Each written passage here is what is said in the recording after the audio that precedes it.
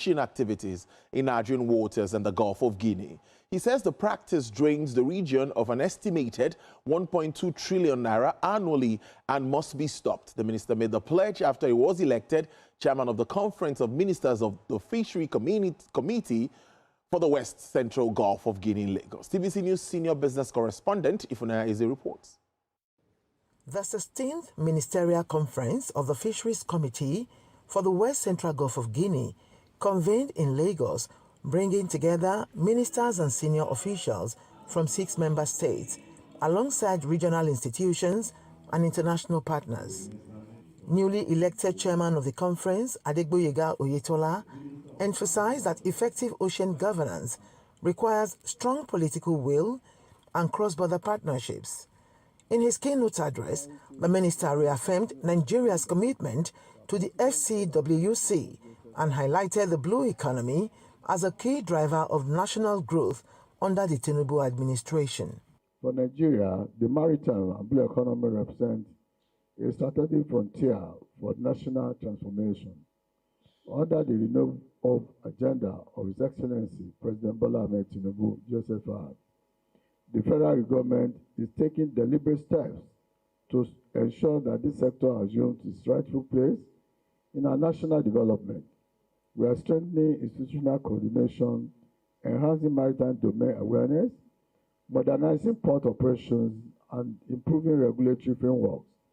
He pledged to strengthen collective action against illegal, unreported, and unregulated fishing, a challenge threatening both marine sustainability and regional stability. We need to cooperate within the region. Sometimes these vessels will go just a little bit beyond our own border, go to the next border, park their vessel, switch off, and harvest our fish, and sometimes even sell it back to us as imported fish. So we're losing a lot of revenue. We're losing a lot of billions, through that, this practice. And I can assure you that with necessary technology, we can at least address it to a barest minimum. Delegates at the conference called for joint patrols and real-time intelligence sharing to enhance maritime security across the sub-region. The meeting concluded with a renewed commitment by member states to promote responsible management of fisheries resources in the Gulf of Guinea. Ifunanya Eze, TVC News, Lagos. The national president of the Independent Petroleum Marketers Association of Nigeria, IPMAN, has expressed deep disappointment over the continued delay by the Nigerian Midstream and Downstream Petroleum Regulatory Authority in settling debts inherited from the defunct Petroleum Equalization Fund. Addressing journalists in Abuja, the president explained that many IPMAN members have still not been paid despite more than 3 years of engagement, repeated assurances, and several ultimatums. He appealed to the Minister of State for Petroleum Resources, Oil, to intervene urgently, warning that further delay could leave the association with no option but to reconsider industrial action. It is no longer new that we have patiently engaged the management of the NMDPPRA for over 3 years in order for them to offset this debt. In our last ultimatum, we were pressured by highly placed Nigerians to call off our threats to embark on a strike may leave us with no further option. The Lagos State Ministry of Agriculture, Food Systems has awarded a 150 million naira grant to 33 innovative agripreneurs under the Lagos Agrithon competition. The support is part of the state's push to scale SMEs-driven agriculture and promote agri-tech innovation.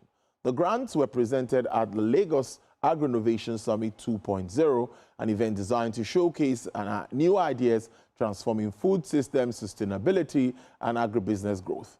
The initiative highlights Lagos State increasing investment in youth-led and tech-enabled agriculture. The funding aims to help them expand production, improve technology adoption, and strengthen market access. We believe that Lagos should be seen as a national asset, not just as a state.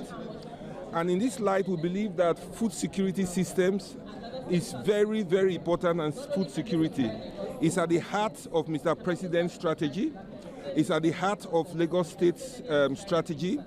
And we are here to excite our people and to cause them to focus on this great dream to lift Nigeria forward. My vision of leading the Lagos State Ministry of Agriculture and Food Systems has always been about building a youth-led, resilient and efficient machinery, where young agribusiness owners, creators and thinkers come together to form an ecosystem of innovation and enterprise that transforms how Lagos grows, processes, distributes and consumes food. The process was rigorous. At least it's going to have the best in us, because everything good doesn't come easy like that. And also the funding and the opportunity as a result of this process will further help us reach more farmers with our products, because we design smart system for farms, so we can reach much more farmers and also help them maximize profits and ensure sustainability in their farming business.